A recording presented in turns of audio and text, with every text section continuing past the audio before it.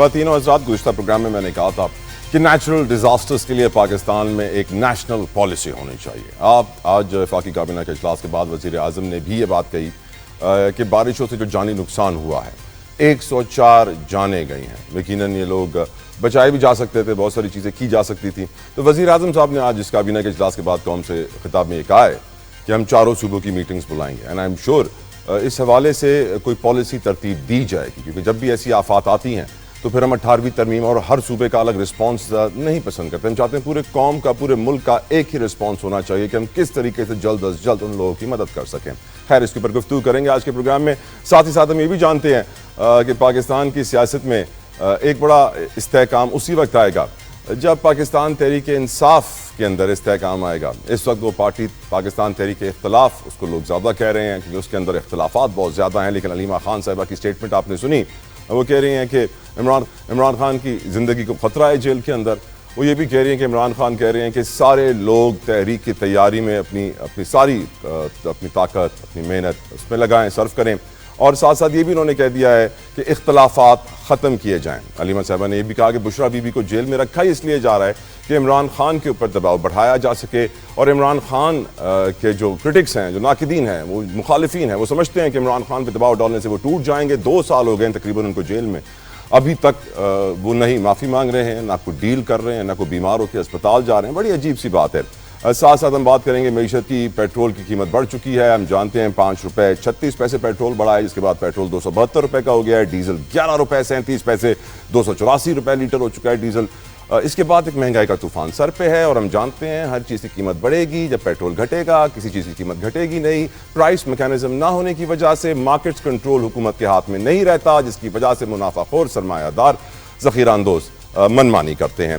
اس کے اوپر بھی ہم آج کے پروگرام میں تفصیلاً بات کریں، کیونکہ شوگر کی امپورٹ کے اوپر حکومت نے، جی ہاں، پی ایم ایل این کی حکومت نے یو ٹرن لے لیا ہے. پہلے ہم کہتے تھے یو ٹرن صرف پی ٹی آئی والے لیتے تھے، لیکن اس وقت آج ہم دیکھ رہے ہیں کہ یو ٹرن لیا گیا ہے ہماری موجودہ پی ایم ایل این کی حکومت کی جانب سے شوگر کی امپورٹ کے اوپر. وجہ یہ ہے کہ آئی ایم ایف نے کہا ہے کہ آپ ٹیکس چھوٹ نہیں دے سکتے اس امپورٹ کو. آپ نے جو ہم سے وعدے کیے تھے ایکسٹینڈڈ فنڈ فیسلٹی کے لیے، $7 ارب کے قرضے کے لیے، تو آپ اپنے ان وعدوں پہ پورا کھڑے رہیے اور ان سے مکریے نہ. تو اب یہ ہوا ہے کہ جو ٹریڈنگ کارپوریشن آف پاکستان کو ٹینڈر جاری کرنا تھا شوگر کی امپورٹ کا، اس میں ڈیلے نظر آ رہا ہے. بتایا گیا ہے کہ اب 22 جولائی کو وہ ٹینڈر جاری ہوگا. جو ٹینڈر 3 لاکھ ٹن امپورٹ کرنے کا تھا وہ اب 50,000 ٹن کا ہوگا، کیونکہ آئی ایم ایف نے سختی کر دیا. اس پر ہی پروگرام میں تفصیلاً گفتگو کریں گے کہ حکومت کی معاشی پالیسیاں. حکومت نے آتے وقت کہا تھا کہ ہم نجکاری کریں گے، خسارے میں چلنے والے سرکاری ادارے بند کریں گے. نہ کوئی سرکاری ادارہ ابھی تک بند ہوا ہے، نہ ہی کوئی خرچے کم ہوئے ہیں. پی آئی اے کی نجکاری ہم نے 2 بار ہوتے ہوئے دیکھ لی ہے. اربوں کروڑوں روپے اس کی نجکاری پہ خرچ ہو گئے، نجکاری ہو کے نہیں دے رہی ہے. اب کہا جا رہا ہے کہ 2 سے 3 ماہ میں نجکاری ہو جائے گی. وزیر دفاع ہمارے کہتے ہیں کہ عمران خان اور ان کے وزیر غلام سرور نے پی آئی اے کو قبرستان بنایا. دیکھا جائے تو پی آئی اے کے اندر سیاست عروج پہ ہمیشہ سے رہی ہے، اور ایک پولیٹیکل ادارہ اس کو طریقے سے سمجھ کے ٹریٹ کیا گیا ہے، جس کی وجہ سے اس کو مشکلات ہوئی ہیں. جب 9 سال پرانے ملازمین جن کو فارغ کیا تھا ان کو دوبارہ 9 سال بعد بحال کیا جائے اور 9 سال کی تنخواہیں بھی دی جائیں تو پھر یقیناً ادارہ کیسے کمائے گا. اس کے اوپر آج کے پروگرام میں ہم تفصیلاً گفتگو کریں گے. ساتھ ساتھ ہم یہ بھی جانتے ہیں کہ اس وقت جو انٹرنیشنل پالیٹکس ہے وہ بھی مختلف ڈائریکشن میں جاری ہیں، اور بھی بہت سارے سوال ہیں. فلسطین کے حوالے سے بھی میں آج بات کرنا چاہتا ہوں کچھ، چونکہ فلسطین سے خبر یہ آئی ہے کہ ہر روز 10 بچے اپنی ایک یا دونوں ٹانگوں سے محروم ہو رہے ہیں. اس سپیڈ سے وہاں پہ بچوں کو اپائج کیا جا رہا ہے. 5 لاکھ کے قریب فلسطینی اس وقت لاپتہ ہیں. ہم کہتے ہیں نا 50,000 60,000 لوگ شہید ہو گئے، 5 لاکھ سے زائد فلسطینی اس وقت لاپتہ ہیں ان 2 سال کی جنگ کے بعد. پروگرام میں گفتگو کا آغاز کریں گے. پینل کا تعارف کرواؤں گا وداؤٹ اینی فردر ڈیلے. میرے ساتھ موجود ہیں پاکستان پیپلز پارٹی کے سینئر رہنما ہیں بیرسٹر عامر حسن صاحب. بیرسٹر صاحب السلام علیکم، thank you for your time. میرے ساتھ موجود ہیں پی ایم ایل این سے غوث محمد نیازی صاحب. نیازی صاحب جزاک اللہ خیر آپ کے وقت کے لیے. میرے ساتھ موجود ہیں پی ٹی آئی سے ایڈوکیٹ علی بخاری صاحب. بہت شکریہ بخاری صاحب آپ کے وقت کے لیے. نیازی صاحب آپ رولنگ پارٹی ہیں، آپ سے سوال کا آغاز کرنا چاہوں گا. گزشتہ روز میں نے کہا تھا کہ نیچرل ڈیزاسٹرز کے لیے ایک نیشنل پالیسی ہونی چاہیے. ہم جانتے ہیں حالیہ بارشوں سے پاکستان میں 104 جانوں کا نقصان برداشت کیا ہے. 104 خاندان یقیناً اس وقت بڑے افسردہ ہوں گے. کتنا ہی اچھا ہوتا کہ ہمارے چاروں صوبوں میں ایک ہی معیار کی ایمرجنسی رسپانس ٹیم ہوتی، ایک ہی معیار کی پالیسی ہوتی، نہ کہ 18ویں ترمیم کے بعد पंजाब की अलग, सिंध की अलग, KPK की अलग, बलोचिस्तान की अलग, your views on it sir? क्योंकि आज वजीर आजम ने काबीना इजलास के बाद बोला है कि हम चारों सूबों को साथ बिठाएंगे. आई होप वो कोई ऐसी पॉलिसी बना रहे हो. क्या वो ऐसी पॉलिसी बनाएंगे नियाजी साहब? बिल्कुल, बेसिकली तो ये नेशनल डिफॉल्ट डिजास्टर मैनेजमेंट जो है बेसिकली सेंट्रल है, फिर उस आगे उसके सूबाई तौर पे ब्रांचें हैं और सिस्टम है. तो चाहेंगे कि जिस तरह पंजाब अच्छा मैनेज कर रहा है, उसकी वजह यह है कि एक तो काबिलियत है, एक गवर्नेंस अच्छी है, दूसरी काबिलियत भी है, और उस पर सिर्फ पंजाब हुकूमत की जो तवज्जो है आवाम की फलाह बहबूद पे है.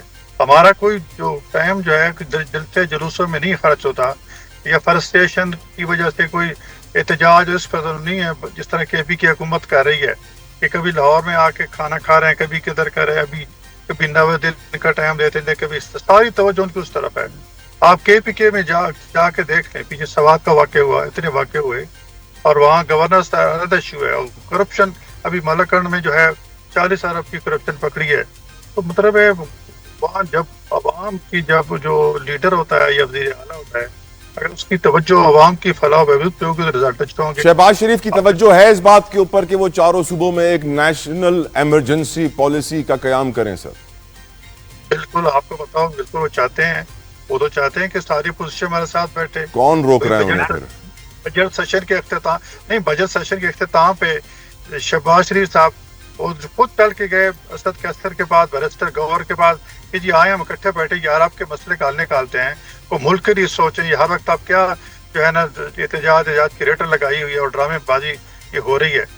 कुछ मुल्क का ख्याल करें. लेकिन बस वो एक असल में जितने PTI के अंदर एक ग्रुपिंग और एक दूसरी लेग पुलिंग और एक जो वो और एक अक्सर लीडर चाहते नहीं कि खान साहब बाहर हैं. सर बहुत सारे लोग कहते हैं कि नून लीग से आजकल जो भी सवाल करो जवाब में PTI आ जाता है. मैं तो PTI का सवाल ही नहीं था सर. आप पता नहीं क्यों PTI को बीच में ले आते हैं सर. ये हमारा शिकवा है सर. आपने कहा जी वो बाकी सूबे करें, बाकी सूबे तवज्जो दें तो बिल्कुल हो सकता है. तो बाकी सूबों में पीपल्स पार्टी आपको नजर नहीं आती, PTI नजर आती है. खैर मैं पीपल्स पार्टी के पास जाता हूँ. आमिर हसन साहब वेट कर रहे हैं नियाजी साहब, with your permission. Barrister Aamir Hasan साहब, यकीनन हर पाकिस्तानी ये चाहेगा कि एक ही किस्म का इमरजेंसी रिस्पॉन्स हो हर सूबे के अंदर, पर 18वीं तरमीम उसकी वजह से वो नहीं हो पाता है. आप इसके ऊपर क्या नजरिया रखते हैं सर? शुक्रिया जी. देखिए, ये जो 18वीं तरमीम हुई है ये जरीना मुतालबा रहा है पाकिस्तान के अवाम का. सूबाई खुदमुख्तारी के ऊपर तो 70s में पाकिस्तान को 2 लाख हुआ था कि सूबाई खुदमुख्तारी चाहिए. उसके बाद भी तमाम सूबे हमेशा से और पोलिटिकल फोर्सेस सूबाई खुदमुख्तारी मांगती रही. अब आइए कि अगर डिजास्टर मैनेजमेंट के लिए आपने कहा, तो डिजास्टर मैनेजमेंट के लिए नेशनल सतह के ऊपर भी एक इदारा मौजूद है जिसमें फौज की सलाहियत भी होती है, दूसरे इदारों की भी होती है. तो कब की कहा कि अगर मुल्क में कोई सिंध में, पंजाब में या KPK में, तो वफाकी हुकूमत उस पर कोई काम नहीं करेगी. वफाकी हुकूमत को नेशनल लेवल पे एक सपोर्ट देनी चाहिए. लेकिन क्या अगर जिस सूबे में कोई डिजास्टर आया हो तो क्या उसे लातारुफ होना पड़ेगा? उस हुकूमत को उसे नहीं होना पड़ेगा. तो 18वीं तरमीम के जरिए तो 2 तरह की चीजों की जिम्मेदारी होगी, वफाकी हुकूमत भी और सूबाई हुकूमत भी. तो इसमें तो मामला को पहले से बेहतर होना चाहिए. अगर कोई सुकम रह जाता है कानून में, क्योंकि जब कोई नए इख्तियारात तफवीज किए जाते हैं या डिवॉल्व किए जाते हैं तो उसके बाद एक वर्किंग रिलेशनशिप बनता है, जिसके लिए पीपल्स पार्टी बड़े अरसे से कह रही है. हमने 18 वजारतों के डिवॉल्व करने का कहा था. उसके साथ साथ फंड्स के ऊपर हमेशा पीपल्स पार्टी इस बजट पे भी बात कर रही है, हमेशा से कर रही है. अब आइए ये जो डिजास्टर्स हैं या स्पेसिफिकली आप जो बात कर रहे हैं इस वक्त सैलाब की, तो ये तो आपका क्लाइमेट चेंज है. क्लाइमेट चेंज के ऊपर भी पीपल्स पार्टी ने एक वजारत बनाई है, उसके ऊपर बहुत सा काम किया.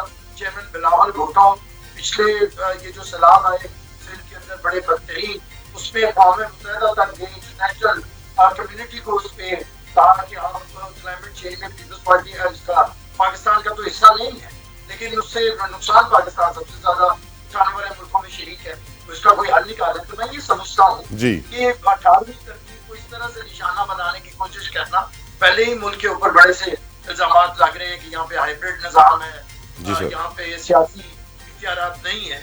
उसके अंदर अगर आप दोबारा से ये बात शुरू करेंगे 18वीं तरमीम के ऊपर तनकीद होगी और कि डिजास्टर मैनेजमेंट का काम नहीं हो पा रहा जी, तो उसके लिए तो मैं कहता हूँ एक प्रोविंशियल डिजास्टर मैनेजमेंट के इदारे अब मौजूद है, एक नेशनल डिजास्टर मैनेजमेंट मौजूद है. अब तो काम डबल होना चाहिए, मजीद बेहतर होना चाहिए और हो रहा है. بالکل ٹھیک سے، پارٹی نے بالکل انقلاب ٹھیک۔ کے بعد آپ کو تلا جتوئی صاحب پتا ہے جتنے گھر تک 21 لاکھ گھر سر، 21 لاکھ اتنا کبھی نہیں ہوا، کبھی نہیں ہوا. I agree. صاحب کہہ رہے تھے، نیازی صاحب کہہ رہے تھے پتہ نہیں نیاز صاحب کدھر رہ رہے ہیں، ذرا لاہور آئیں اور بارش کے بعد دیکھیں اور میاں صاحب کا پرانا گھر ماڈل ٹاؤن والا ایریا بھی دیکھیں جدھر ہم رہتے ہیں، سمنا آباد بھی دیکھیے اور پھر آ کے بتائیے کہ کتنے اچھے طریقے سے پنجاب مینج ہو رہا ہے. بالکل ٹھیک، پوائنٹ ٹیکن.